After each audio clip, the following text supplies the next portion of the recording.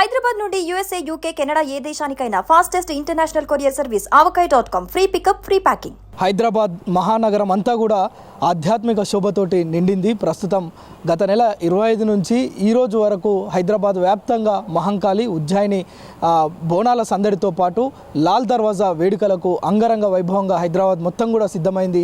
ఎక్కడ చూసినా పచ్చడి తోరణాలు, అలంకరణలతోటి సంస్కృతి సంప్రదాయాలను ఉట్టిపడే విధంగా అన్ని ఆలయ కమిటీలు పెద్ద ఎత్తున శోభతో నిండిపోయినాయి. ప్రస్తుతం ఈరోజు ఉదయం నుంచే, తెల్లవారుజాము నుంచే హిందూ సాంప్రదాయ ప్రకారం మొత్తం కూడా అమ్మవార్లకు బోనాలను సమర్పించేందుకు మహిళలంతా కూడా పట్టు చీరలకు ధరించుకొని నూతన వస్త్రాలంకరణతో ఆయా ఆలయాలకు చేరుకొని పెద్ద ఎత్తున ఈ యొక్క బోనాలను సమర్పిస్తున్నారు.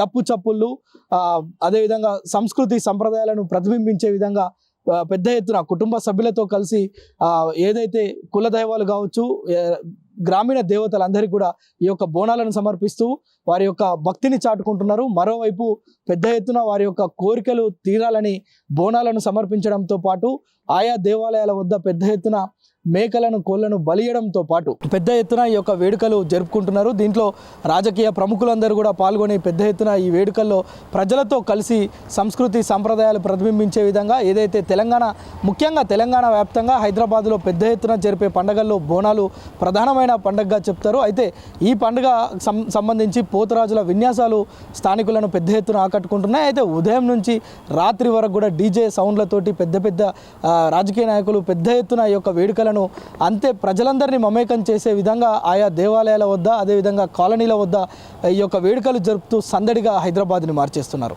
సుమన్ టీవీలో మీ పర్సనల్ అండ్ బిజినెస్ ప్రమోషన్స్ కోసం కింది నెంబర్కి కాంటాక్ట్ చేయండి.